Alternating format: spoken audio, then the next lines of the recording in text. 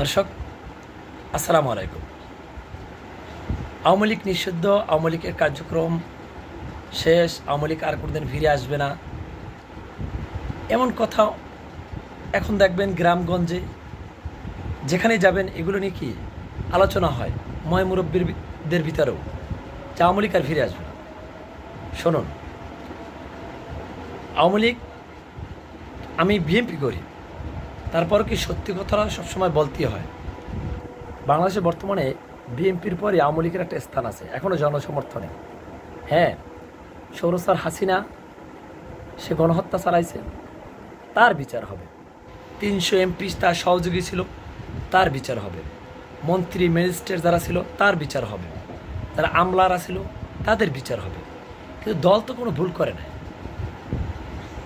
দেখবেন পরবর্তীতে বাংলাদেশে যে সরকারে আসুক না কেন, যখন পশ্চিমাদের সাথে সুসম্পর্ক রাখার চেষ্টা করবে, তখন পশ্চিমারা বলবে, ভাই তোমার দেশের গণতন্ত্রের কী অবস্থা? বলবে আমার দেশের গণতন্ত্র ভালো। তাহলে বলবে তোমরা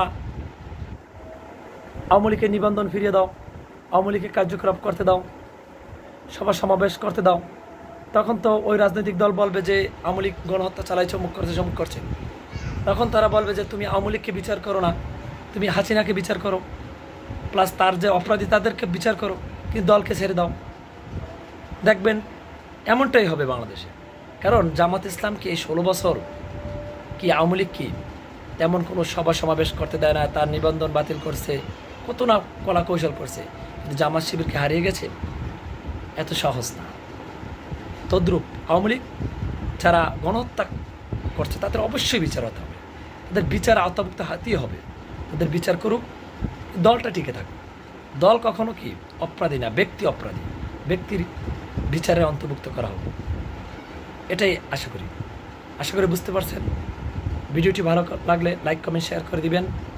আমার চ্যানেলটি যারা সাবস্ক্রাইব করেনি সাবস্ক্রাইব করবেন, আশা করি।